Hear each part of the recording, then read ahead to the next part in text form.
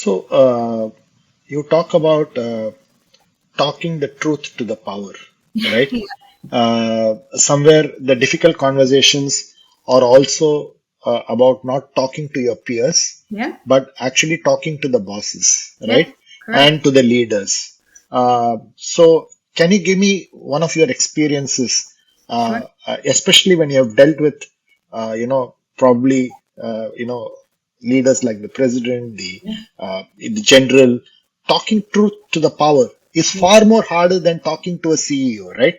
So therefore, so how did you approach the problem? Yeah. How did you deconstruct talking the truth? And how did you do that?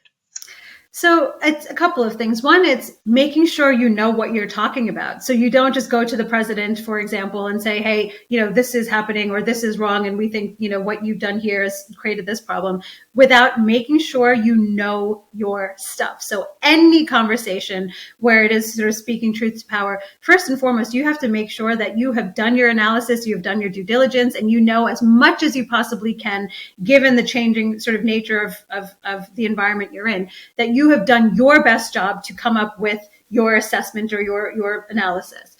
Then the next step is you don't just go in and deliver, sort of this bombshell. It's what is that person's communication style? How do they like to receive information? Are they do they prefer sort of bullet point, high level picture things, or do they really want the specifics and they want to know sort of how we arrived at this analysis and want to see all of the data points? Do they want, do they prefer things to be graphically represented and because are they visual learners and they just want to see the trends or whatever it is? It's both matching, so making sure you've got your expertise and then matching your delivery of that message with the way that person receives information. So very concretely, for example, when I was serving in a war zone, one of my jobs was to be the civilian intelligence briefer for the commanding general of the U.S. and international forces.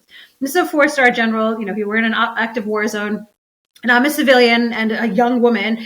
And there were often times where I would have to speak truth to power to him and give him bad news or say, hey, look, this military campaign that you delivered didn't have the intended effect, or the intelligence you're getting from your sources is actually in conflict with ours, and as ours is slightly, sort of more reliable because of these reasons.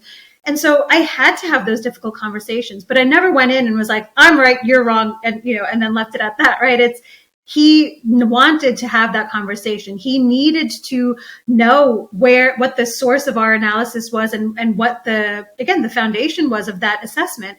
And talking to him through it, he slowly, not always, but most of the time, would finally come to see when we were right and when he was wrong. And he appreciated the fact that it wasn't a like, hey, it was never judgmental. It was never, oh, you're wrong or your analysts are stupid or anything like that. It was, hey, look, these are the facts as we see them. This is where there's a disconnect between what you've been told before from other people or what you've been doing.